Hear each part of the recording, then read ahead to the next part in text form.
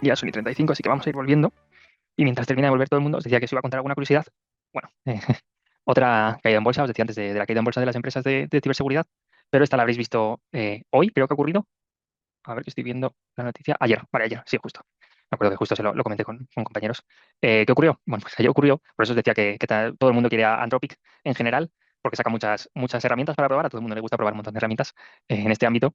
Y lo que ocurre es que han sacado una herramienta, bueno, ni siquiera han sacado una herramienta, han hecho un anuncio de una herramienta que es capaz de transformar el código en COBOL a código en otros lenguajes de programación. Entonces, bueno, aquí si alguno no está muy puesto en programación, que sepáis que COBOL es un lenguaje que muchísimas empresas muy grandes tienen todo su código hecho en COBOL, no todo, pero siempre hay el típico código en COBOL que no se puede tocar porque nadie sabe muy bien cómo tocarlo y nadie sabe muy bien cómo actualizarlo porque le da miedo a cambiarlo y que no funcione igual de bien.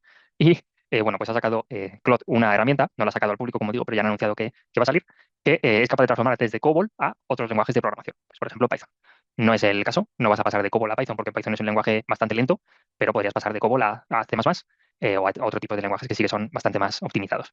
Y ya simplemente con este cambio, creo que ayer bajaron las acciones de IBM un 14%, que era su mayor bajada en 25 años, creo que era algo así, una barbaridad. Entonces, bueno, pues que sepáis que este tipo de anuncios, ya simplemente un anuncio, cambia muchísimo el panorama, porque ya la capacidad que tiene este tipo de herramientas, pues perjudica o beneficia, depende de a quién le preguntes, a mucha gente, a todo el mundo en general. Pero bueno, pues este es un caso concreto para que veáis. Y otro caso así concreto, para terminar de ya relajar un poco el ambiente para volver a empezar con este tema 4, lo que ocurría, en el caso me ocurre a mí, me han estado pidiendo consejo desde una telco española muy grande, porque los directivos, justo antes, debajo de la capa de directiva general, quieren empezar a utilizar una IA generativa y no saben si utilizar Claude, no saben si utilizar Gemini, no saben si utilizar OpenAI o no saben si utilizar bueno, pues cualquier otra. Y bueno, están viendo a ver qué ocurre. Pero bueno, pues aquí, si os ponéis a pensar cuál es la mejor, yo en general les voy a recomendar Claude. ¿Por qué? Porque esta gente trabaja mucho con Excel, trabaja mucho con PowerPoint, por si acaso a alguno de vosotros os pasa, y trabaja mucho con este tipo de herramientas Office. ¿Qué ocurre? Claude es muy bueno editando, poniendo bonito y haciendo muchas acciones con este tipo de herramientas, sobre todo Excel. Claude es muy, muy bueno haciendo este tipo de cosas. Entonces, bueno, pues ya así como curiosidad, que este tipo de decisiones de qué modelo elijo o qué modelo no elijo, llegan desde el punto de cualquier autónomo que quiere probar esta IA generativa hasta pues eso, capas directivas generales en las que quieren decidir qué se utiliza en función de directamente de una cosa u otra. Se integra directamente en Microsoft 365 y ahora con la salida de Cobalt para Windows, sí, sí, sí, se integra directamente. También se puede integrar con GitHub Copilot o se puede integrar con un montón de herramientas que no tienen prácticamente que cambiar nada. Obviamente alguna instalación o algo se le tienen que hacer, pero vamos, es muy sencillo. Y luego directamente se pueden beneficiar de todo este tipo de cosas. Al final, si os paráis a pensar, no toda la IA generativa es simplemente el Copilot al que estábamos acostumbrados hace 2 o 3 años, que te ayudaba un poco en mensajes, que te mejoraba un poco las PPTs, este tipo de cosas. A nivel de seguridad empresarial, mejor que Copilot. Justo es la pregunta que me han hecho y justo es la pregunta que tengo que mirar hoy, porque no estoy 100% seguro de dónde tienen los servidores. Lo que estoy 100% seguro es de que no van a utilizar tus datos para entrenamiento si lo haces a nivel de empresa, pero lo que no estoy 100% seguro es de dónde tienen los servidores Anthropic y si te pueden asegurar que toda la ejecución de tu prompt se va a hacer en Europa. Porque, ¿qué ocurre? Si por la GDPR, si tú sacas los datos de Europa y luego vuelves a meter la respuesta, ya están como considerando que sales de la Unión Europea y hay mucho más acuerdo, muchas más seguridades que tienes que tener en cuenta, mucho más acreditación. Y la mayoría de veces no te dejan los departamentos legales de las empresas sacar datos fuera de Europa, porque aunque haya veces que sea legal, es mucho más complejo legalmente que dejarlos dentro de la Unión Europea.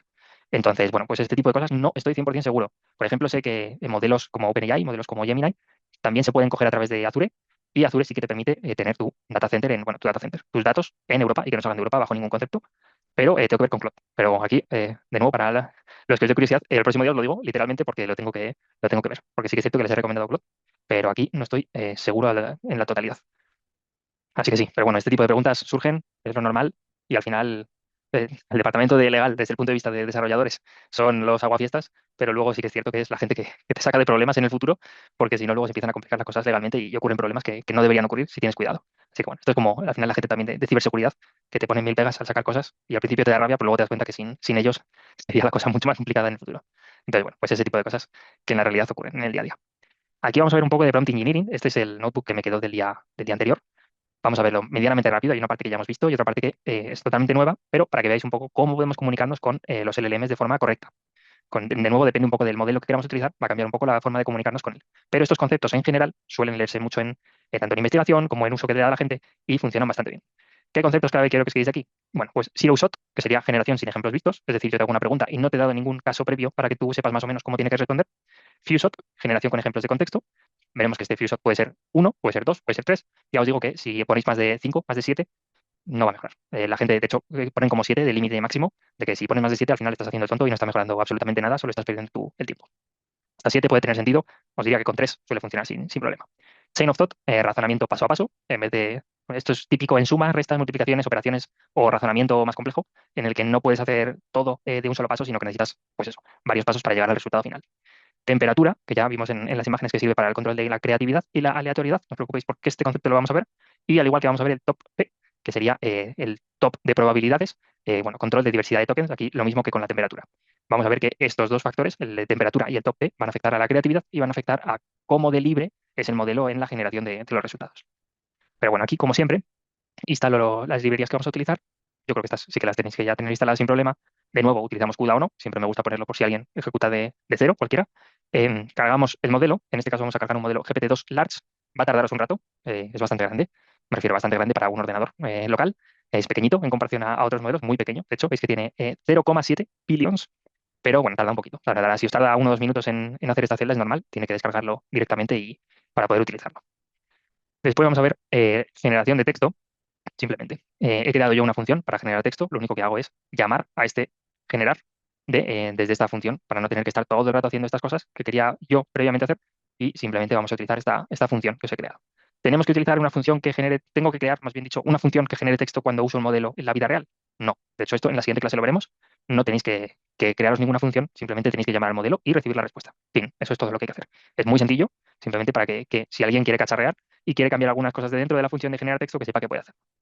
Y aparte, también quería hacer esta función porque va a tener parámetros que no salen en todos los modelos. Hay modelos que no utilizan este tipo de parámetros y otros que sí. Entonces así tenemos todos. ¿Qué parámetros son? Bueno, pues tenemos max new tokens, como os podéis imaginar, es la longitud máxima de texto generado. Tiene que ser exactamente, si yo le pongo que me genere 10 palabras de máximo, ¿va a generarme 10? No, como os dije, puede generar un fin de frase, es decir, no tengo nada más que contar, y puede ser que eso sea la palabra 3. Entonces, bueno, no hace falta que genere todos. Ya os digo también que el modelo GPT-2 no es el más inteligente del mundo, entonces hay veces que sí que llega a este max tokens cuando no debería, pero hay otras veces que lo hace bien. Ahora lo veremos. Temperatura, ya la conocéis, controla la aleatoriedad, la creatividad.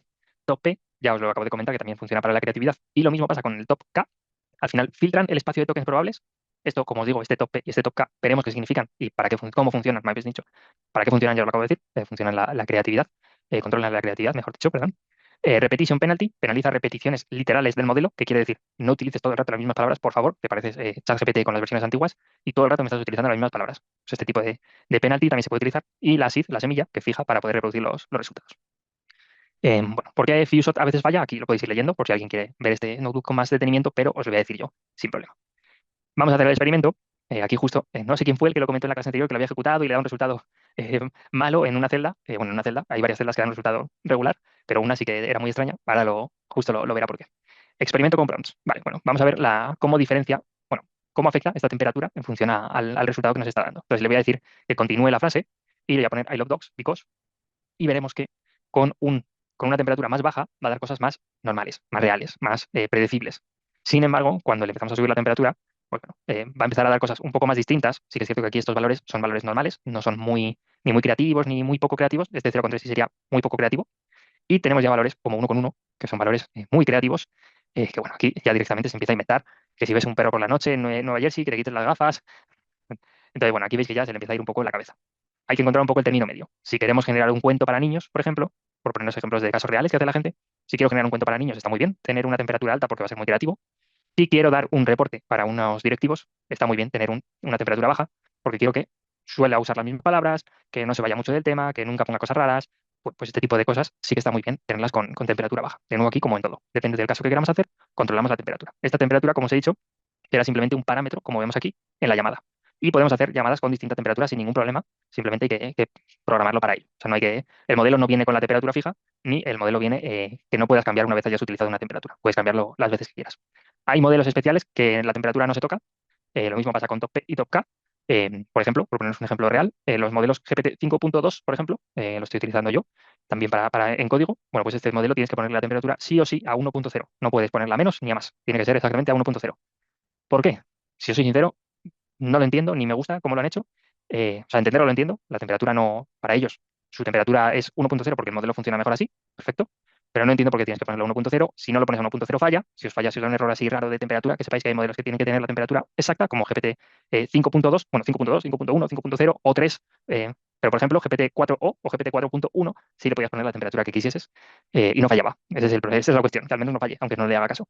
Entonces, bueno, pues en los de OpenAI suelen liarla, por así decirlo, en este tipo de cuestiones y a veces cuando actualizas el modelo te venden que es solo actualizar la versión, pasar de 5.1 a 5.2 y a veces no es así, a veces ocurren este tipo de problemas. ¿Cómo sabes la dimensionalidad de parámetros? O sea, ¿cómo sabes que el valor es alto o bajo? Siempre va de 0 a 1. Muy buena pregunta. Top P y top K, como os he dicho, al final son pruebas, bueno, top K, de hecho no. Top P es una probabilidad, entonces sí, va de 0 a 1. Cuanto más se acerque a, bueno, 1 en concreto no es lo más común, pero el común es 0,9, suele ser el valor por defecto. Entonces este sí que va de 0 a 1. Lo normal es tener valores entre 0,7 0,95, que además de eso suele ser bastante alto, o 0,99 se puede poner. Pero vamos, uno no le pongáis porque perdería un poco el sentido esta funcionalidad, ya lo veremos, como os digo, ya lo voy a explicar. Top K son valores naturales, tienen que ser 5, 20, 50, 100, ese es el rango más o menos que suele haber. Uno, de nuevo, hay problemas porque ya veréis cómo, para qué funciona exactamente, pero bueno, no, tampoco os liéis mucho en este tipo de parámetros porque al final, por defecto, ya vienen bien. Si quieres hacer algo más específico, puedes luego buscar en ese sentido, pero que sepáis eso. Top P entre 0 y 1, top K son números naturales, entre 5 y 100, por poneros un ejemplo, y temperatura es un número que no es directamente entre 0 y 1, pero ya os diría que con 1,5 ya empieza a ser muy, muy alto, porque veremos que es un factor en el que le da una aleatoriedad a los valores y veremos cómo este valor, si lo hacemos muy alto, pues afecta muy negativamente. Entonces, temperatura podéis pensar que entre 0,2, lo más bajo, y 1,3, lo más alto, por poneros un ejemplo. Ese serían un poco los rangos normales, tanto de aplicaciones muy, muy poco creativas como aplicaciones muy creativas. Perfecto, aquí tenemos un ejemplo de Sirusot en el que, bueno, pues aquí le pongo, eres un experto en geografía y responde solo con la palabra, bueno, con el nombre de la capital. Y le pongo la pregunta y le pongo para que me responda en este caso. Este que os he pasado es una respuesta perfecta, París, cuál es la capital de Francia, pero puede ser, no os digo que no, bueno, le he puesto la semilla, ¿vale? Aquí os hago trampa porque estoy ejecutando todo el rato el mismo ejemplo. Puede ser que si le quitas la semilla, bueno, en este caso no falla, pero puede ser que falle. ¿Por qué os digo que puede ser que falle? Bueno, pues vamos a ver este ejemplo. En ese caso no teníamos ningún ejemplo en el prompt, es decir, le damos la pregunta y ya está. ¿Qué podemos pensar que funciona mejor? Pues funcionará mejor el FuseOt, ¿no? Porque le estoy dando ejemplos, le estoy diciendo lo mismo. Es un experto, bueno, un profesor de geografía en este caso, igual. El problema es que es un profesor y se cree que los expertos saben más que el profesor y entonces falla. Pero bueno, no lo creo aquí. Simplemente que cambie la palabra, me hace gracia. Y bueno, le doy lo mismo, una pregunta y que me responda con la capital, solo la capital. Bueno, pues este es el tipo de respuesta que os podéis esperar. Eh, ¿Me dice la capital de Perú y solo la capital de Perú? No. De hecho, ni me está diciendo la capital de Perú. Se está inventando otra pregunta y se la responde solo directamente y se queda tan pancho. Entonces, bueno, pues este tipo de problemática puede ocurrir. Hay que entender un poco cómo nos comunicamos con el modelo. Y aquí es justo lo de la pregunta del otro día. ¿Qué descubrí? Esto ya a base de prueba y error. Bueno, pues si no le pones answer, creo que era, sí, te lo resuelve bien. Entonces, bueno, pues aquí ya es prueba y error. Sigue inventándose lo demás, pero te lo responde bien. Aparte de si no le pones answer, si lo estructuras de esta forma, en el que le dices, eres un profesor de geografía. Este ejemplo lo he hecho justo antes de la clase porque me he acordado de chico. Os lo dejaré subido, la versión actualizada, para que lo tengáis en los próximos días. Y aquí le he puesto pues lo mismo, ejemplos de pregunta y respuesta. Y lo que pasa es que en este caso, sí me da solo la palabra. ¿Por qué me da solo la palabra? Bueno, pues aquí os lo pongo instrucción clara más stop strings para no generar otra pregunta. ¿Qué significa esto? Bueno, pues le he puesto en stop strings que si me pone question o me pone Q, como este formato que le he dado, no siga generando y de hecho me lo quite. Diga, no, te estás liando y no quiero otra palabra, lo que quiero es simplemente una palabra, no quiero más. De hecho, lo que le podríamos poner aquí es un token. En este caso le podríamos poner 3 y nos daría solo, pues aquí, de hecho, fíjate. Este es que, vale, porque le he puesto esto de nuevo. Si va a decir, este no se entera de nada. Esto lo que ocurre es que el modelo GPT-2, aunque sea el large, bueno, el espacio en blanco no lo he tenido en cuenta. Aunque el modelo sea relativamente bueno, porque es el large, sigue siendo GPT-2 y no es el más adecuado para usar. Bueno, aquí como curiosidad, para que lo veáis, cómo nos comunicamos, y luego un ejemplo de Chain of Thought. Como os digo, estos ejemplos de prompting los vais a ver más adelante también. Y aquí le digo, bueno, que es un profesor, aquí un tutor, me voy cambiando, de matemáticas y que me haga esta operación tan fácil. Bueno, en este caso la operación esta es la de ejemplo, pero que me haga una operación de tengo 2 manzanas y compro 7, ¿cuántas manzanas tengo en total? Bueno, pues aquí yo lo que hago es darle una cosa que se llama Chain of Thought, que es, le digo el problema, lo descompongo en partes, es decir, como si fuese leyendo. Tengo 3 manzanas, como si fuese un niño pequeño, y compro 5 más. Ahora tengo 3 y con las que he comprado tengo 8. Final answer, 8. Tiene una lógica muy rara, ¿no? Sí, sí, tiene una lógica muy rara, como que está mal. Directamente no acierta. Y no es que no acierte porque el prompt lo hemos hecho mal. He probado muchas versiones del prompt. El prompt no hay forma. No hay forma de que acierte. ¿Por qué no hay forma de que acierte? Porque el GPT-2 no es suficientemente listo. Entonces, bueno, le podéis quitar de hecho ya se lo he quitado el SID, ¿vale? Eh, bueno, strings final answer, se lo puedo quitar. A ver qué nos saca, para no ponerle ningún stop. Vale, pues aquí lo tenemos. So, 2 más 5 son 8 para él. Bueno, pues aquí no, vemos que no era el más listo de la clase, GPT-2. Entonces, bueno, no nos fiemos mucho de este tipo de respuestas del GPT-2. No sé por qué me está saliendo todo el rato una respuesta similar. Yo creo que siempre llega al mismo razonamiento y ese es el problema. Pero vamos, que sepamos que sepáis que aunque cambies el número, que digas, ay, es que justo ese número le ha liado. Bueno, no le voy a poner 5 porque ese número ya lo he visto, le voy a poner 4 para que me diga 6. Pues aquí tenemos que sigue teniendo 8. Bueno, pues aquí vemos que no es capaz. Aquí no sé si incluso me está repitiendo lo que tenía antes.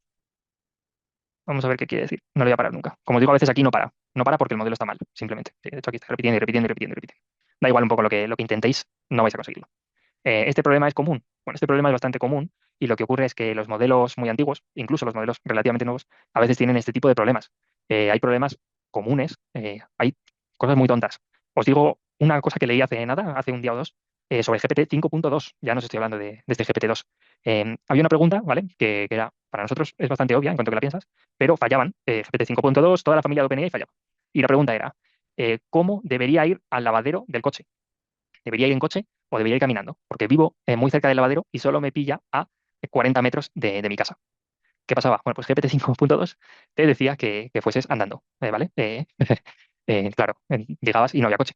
Entonces había un problema grave. Y, por ejemplo, Claude y Gemini te respondían correctamente y te decían, si vas al lavadero andando, llegarás y no tendrás el coche para lavarlo. Entonces no tiene ningún sentido, deberías ir en coche para poder tener el coche allí. Entonces, pues este tipo de cosas que son tan obvias desde nuestro punto de vista, a veces no son tan fáciles para los modelos, incluso, como os digo, para GPT 5.2. Me resultó incluso extraño que no fuese capaz de resolver este problema tan sencillo.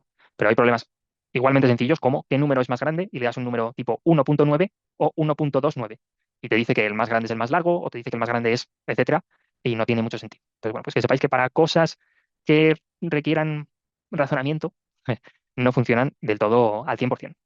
Funcionan, en general son fiables, pero hay cosas en las que flojean todavía. Así que bueno, hay dos puntos de vista, uno que mal, porque no van bien, y otro punto de vista es que bien, porque mejorarán y funcionarán en el futuro. Así que bueno, aquí depende si sois más optimistas o pesimistas en este sentido. Pero a día de hoy no os fiéis del todo de fórmulas, de matemáticas, de razonamientos de este tipo, porque son complejos. Bueno, y aquí variaciones de parámetros por si alguien quiere ver cómo varían de nuevo con la temperatura, con el tope en otro tipo de cosas. Aquí en general le he pedido que me invente una historia sobre una ciudad, una city, iba a decir, inventada. Entonces, bueno, pues aquí, para el que quiera probar, que sepa que puede probar. Mm, Perfecto. Vamos a ir ahora a las slides del tema 4. Que no os preocupéis, porque lo bueno que tiene esto es que como hemos visto ciertas cosas hoy, no tengo que hacer, veréis aquí, repaso general. Este repaso general va a ser muy rápido, porque de hecho lo acabamos de ver, así que no hay ningún problema. ¿Qué vamos a entender aquí? Lo que vamos a entender es todo el flujo general, todo el transformer, como os dije, y vamos a entender cada uno de los pasos, cada una de las partes, y luego vamos a sacar el resultado con todas y cada una de estas partes. Pues este es el momento, este es el tema 4, que lo he dejado muy poco tiempo, con los Large Language Models, modelos grandes de lenguaje, que vamos a ver que aquí y así hacemos cosas reales del día a día. Vamos a utilizar una API key, vamos a llamar a OpenAI, y podemos incluso probar, como curiosidad, en el próximo día, a ver si meto en el notebook lo que os digo de ir al lavadero de coches, a ver si funciona ahora. Y bueno, repaso general, dónde estamos ahora, del modelo completo al detalle. Simplemente hemos visto familias de arquitecturas, como os acabo de decir, encoder, decoder y encoder, decoder, y vamos a entrar en componentes de LLMs para ver cómo se hace esta magia que llevan dentro. Objetivo de la sesión, entender qué pasa dentro de un LLM, cuándo recibe texto y ver cómo los tokens se transforman en las predicciones finales. Aquí a la derecha os dejo un breve resumen de lo que hace por dentro de Transformers. Llegamos desde el input, desde nuestro texto, imagen, vídeo, audio, lo que sea, lo tokeniza, le hace embedding, le pasa el self-attention, hace ciertos procesos internos, que ahora veremos, y nos saca el output, que sería el texto final. Em, Perfecto, me gusta, acabo de leer un mensaje, me pasa como a la típica gente que lee el mensaje y se cree que se lo han escrito ahora mismo, pero no, es de dar un rato. Flujo general de un LLM moderno, paso a paso que hace un LLM, como se acaba de decir, tokeniza en tokens individuales, convierte a vectores, embeddings, cálculo del self-attention entre tokens, esta atención que os comentaba, pasa por capas feed-forward, normalización, etcétera, y recibimos la salida, que es una distribución de probabilidad para el siguiente token, y por ende nos da el siguiente token. Aquí simplemente el dibujito de la derecha, que ahora vamos a ir profundizando en cada una de las partes.